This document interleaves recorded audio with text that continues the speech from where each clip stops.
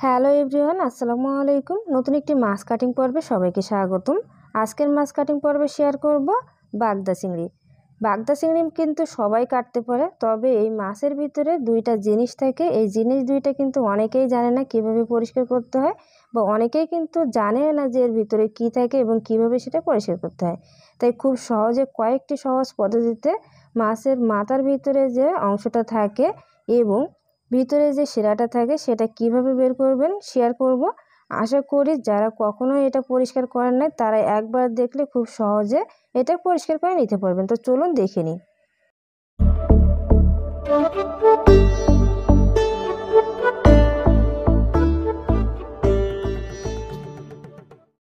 এখানে যে মাছগুলো দেখতে পাচ্ছেন একদমই কিন্তু জ্যান্ত, মানে সরাসরি পুকুর থেকে ধরা হয়েছে মাছগুলো।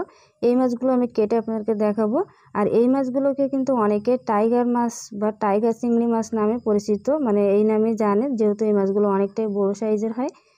তো এই মাছগুলো আমি কেটে দেখাবো। চিংড়ি মাছ কাটা কিন্তু একদমই কঠিন কিছু না, খুব সহজে এগুলো কাটা যায়। তবে অনেকেই জানে না যে মাছের মাথার ভিতরে এবং এর পিঠের অংশে কিছু একটা অংশ থাকে, যে অংশটা খাওয়া যায় না, ফেলে দিতে হয়। তো এখন কেটে দেখবো। আপনার চাইলে বড় কাঁচি দিয়ে কেটে নিতে পারেন বা বটি দিয়েও কিন্তু কেটে নিতে পারেন খুব সহজে। তো এর উপরে যে পাখনাটা ছিল বা পাটা ছিল সেটা আগে কেটে নিলাম, এবং নিচের সাইডে যে বুকের অংশে পাখনাগুলো ছিল সেগুলো কেটে নিলাম। আর নিচের সাইডে লেজের অংশে একটা শক্ত কাটা থেকে ওটা কেটে নিলাম। আর আমি লেজের অংশ কিন্তু রেখে দিয়েছি। এভাবে রান্না করলে কিন্তু দেখতে ভালো দেখা যায়, তাই আমি রেখে দিয়েছি। আপনারা চাইলে কিন্তু লেজের সাইডটা কেটে নিতে পারেন। এখন মাথার এই সাইডটা একটু কেটে নেব। মাথার এই সাইডে কিন্তু একটা অংশ থেকে টোসা বা খাদ্যনালী বলে যেটাকে, মানে ওখানে ময়লা থাকে, ওটা কিন্তু অবশ্যই ফেলে দিতে হবে। এখন আমি এখান থেকে কিছুটা অংশ কেটে ফেলে দিব। তারপর যেহেতু এটা ফ্রিজে ছিল তাই এর যে ভিতরের এটা থাকে সেটা কিন্তু এরকম একটু মানে ভেঙে যায়, সমস্যা নেই। তো এইখান থেকে দেখবেন যে একটা টোসা বা খাদ্যনালী পাবেন, এটা টেনে কিন্তু বের করে নিতে হবে। এখন এর ভিতরে যে শিরাটা আছে সেটা কিন্তু এখানে দেখতে পাবেন। চাইলে কিন্তু কোনো রকম না কেটে এভাবে করে শিরাটা টান দিয়ে বের করে নিতে পারেন। আমি যেহেতু ডিপ ফ্রিজে রেখে দিয়েছিলাম এই জন্য কিন্তু কিছুটা সমস্যা হচ্ছে এটা টেনে বের করতে। আপনারা যখন সরাসরি পুকুর থেকে ধরার পরে বা বাজার থেকে নিয়ে আসার পরে এটা বের করবেন, খুব সহজে কিন্তু বেরিয়ে আসবে। তো আমি আলতোভাবে টান দিয়ে এই তো শিরাটা কিন্তু বের করে নিয়ে আসলাম। এখানে কিন্তু কালো অংশ থাকে। এখন দেখিয়ে দিব আরও একটা পদ্ধতি। আমি সরাসরি লেজের অংশটা কেটে নিলাম। অনেকে কিন্তু এই পদ্ধতিতে মাছটা কেটে থাকেন। আমাদের বাসায় বিশেষ করে এভাবেই মাছ কাটা হয়, লেজের অংশটা কিন্তু রাখা হয় না। তারপর পাখনাটা কেটে নিলাম, আর যে পাগুলো আছে সেই পাগুলোও কেটে নিব। এখন এই সাইড থেকে চোখের অংশ পর্যন্ত আমি কেটে ফেলে দিব। এর যে উপরের খোসাটা থাকে, এই খোসাটা থাকলে কিন্তু মাছটা রান্নার পরে শক্ত হয় না আর দেখতে অনেকটাই বড় দেখা যায়। তাই চাইলে কিন্তু আপনারা এইভাবেও কাটতে পারেন, চাইলে আগের পদ্ধতিতেও কাটতে পারেন। এখন আমি এই সাইড দিয়ে এভাবে একটু টান দিয়ে মাথার উপরে যে শক্ত খোসাটা আছে সেটা ফেলে দিব। আলতোভাবে চাপ দিয়ে এটা কিন্তু এমনিতে খুলে আসে। এখন এখান থেকে একটু টান দিলে দেখবেন যে টোসাটা বেরিয়ে আসবে, বা খাদ্য যে নালীটা থাকে সেটা, ওই টোসাটা কিন্তু অবশ্যই ফেলে দিতে হবে। যারা কিনা জানেন না এই বিষয়গুলো তাদের জন্য কিন্তু আজকের ভিডিও। তো এখান থেকে টোসাটা বের করে নিব।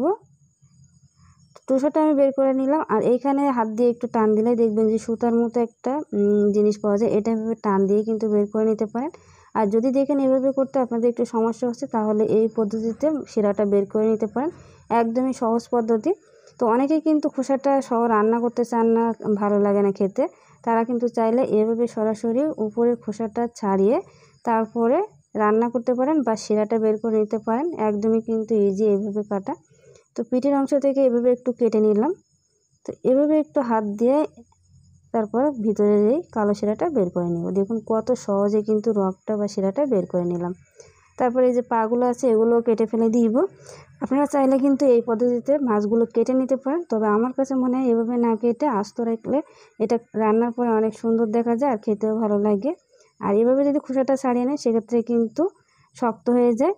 আর যদি ওভাবে কোনোটাই না করতেছেন তাহলে কিন্তু এভাবে পিঠের অংশটা একটু চিরে তারপর শিরাটা বের করে নিতে পারেন। কোনো কিন্তু টানাটানির প্রয়োজন হবে না। আর যদি মাছটা পুরোপুরি খোসা ছাড়াতে না আসেন বা কাটতে না আসেন তাহলে কিন্তু মাছ বরাবর একটু খোসা ছাড়িয়ে তারপর এখান থেকে হাত দিয়ে টান দিয়ে বের করে নিতে পারেন।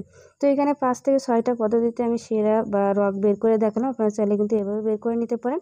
এখন এই মাছগুলোকে পানি দিয়ে কয়েকবার পরিষ্কার করে নিয়ে তারপর পানি ঝরিয়ে ডিপ ফ্রিজে রেখে দিব।